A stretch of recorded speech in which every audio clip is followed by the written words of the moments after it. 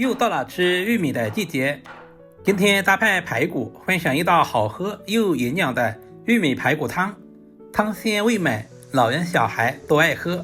歡迎來到煙壺味廚房。首先往排骨裡面加入小半勺食鹽，再來1勺普通麵粉，直接下手抓拌均匀。很多朋友疑惑為什麼要加鹽和麵粉呢？因為食鹽有很強的穿透力，能把血水和雜質逼出來。麵粉有很強的吸附性，肉缝裡面的淤血、髒東西全部能夠浸泡出來。放在一旁浸泡10分鐘左右。接下來簡單處理一下玉米，根據個人的喜好剁成小條，或者是視頻中這樣的小段。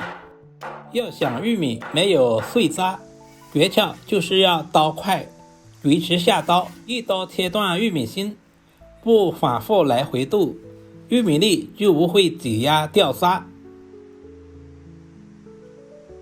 再來一小段胡蘿蔔，表皮刷洗乾淨，不用削皮，直接切成滾刀塊。胡蘿蔔的表皮含有豐富的膳食纖維胡蘿蔔素，削皮之後會流失3成的營養，只要仔細清洗乾淨，帶皮凍出來更香更營養。準備一塊去皮的老薑，切成大片。老薑有去腥和增加食慾的作用。幾根清洗乾淨的香蔥，挽成一個蔥結，和薑片放在一起備用。經過10分鐘左右的浸泡，大家看一下，這一碗泡排骨的水全部是暗紅的血水，這些就是排骨腥味的主要來源。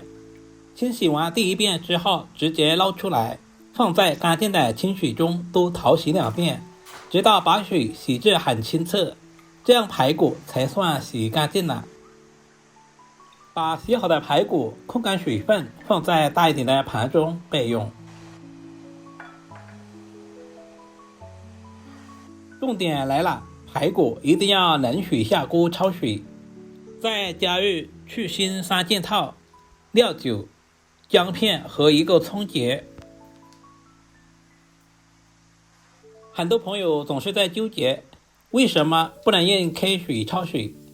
因為水溫慢慢升高，肉裡面的殘留血水和雜質慢慢的會煮出來。相反，如果是開水下鍋，表面瞬間收緊，血水锁在裡面，湯又腥又渾濁。煮開之後，表面出現了大量的浮沫，我們一定要全部撈乾淨。浮沫是血水和雜質凝固的髒東西，不撇乾淨，凍出來的湯發腥，顏色發黑。大火煮2分鐘就把排骨撈出來，不需要煮太久，不然的話肉質發柴。撈出來千萬不能用冷水沖洗，用溫水洗掉表面多餘的浮沫。越排骨越涼水，肉質急劇收縮，凍出來口感乾柴，溫水才能夠鎖住軟嫩口感。鍋裡面加入少許的食用油，有條件的我們一定要加入豬油。油熱之後，把控干水分的排骨直接倒在鍋裡，快速翻炒，把排骨表面的水汽完全炒乾，炒到微微焦黃。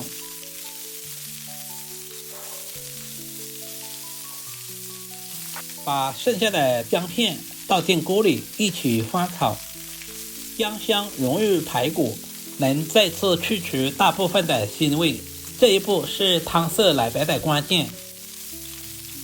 經過爆炒之後，排骨很快的釋放出了肉香味。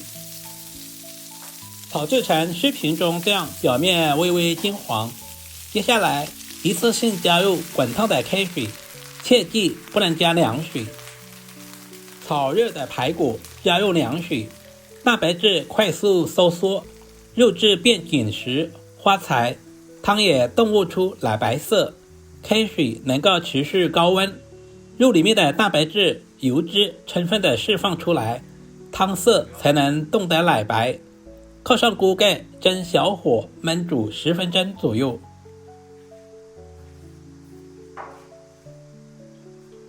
時間到，打開鍋蓋的一瞬間，整個廚房都是排骨的鮮香味。這個時候的排骨湯也變成了奶白色。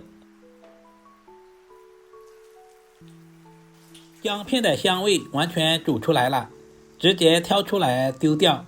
如果煮制的時間太長，湯會發苦。現在的排骨也有80%熟了。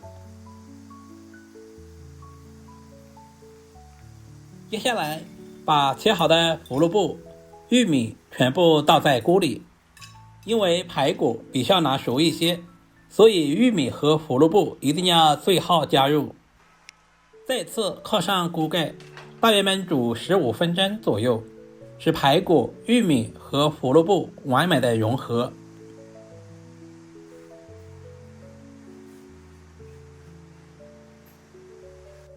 時間差不多了，這個時候的食材已經充分的入味了，尤其是排骨也變得非常的軟爛了。親愛的朋友們，視頻都看到這裡了，借您發財的小手點個讚再走唄。您的每一個點讚和留言都是我前進最大的動力，非常感謝您一直以來的支持與鼓勵。加入大半勺的食鹽調味，加入1勺松茸鮮，有條件的可以加入一些白胡椒粉增加香味。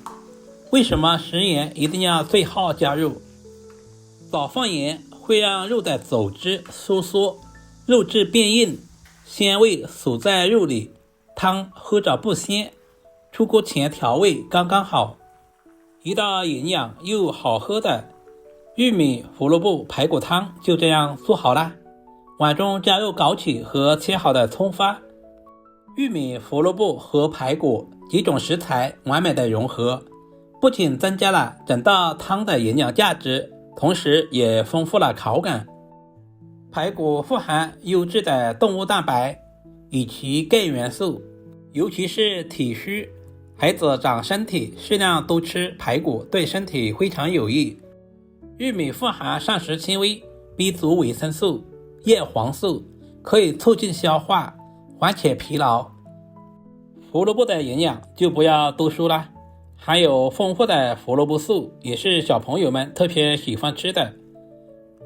排骨湯裡面加入了玉米和胡蘿蔔，可以使肉湯喝起來不油膩。人間煙火，簡單美食，我是煙火味廚房阿光。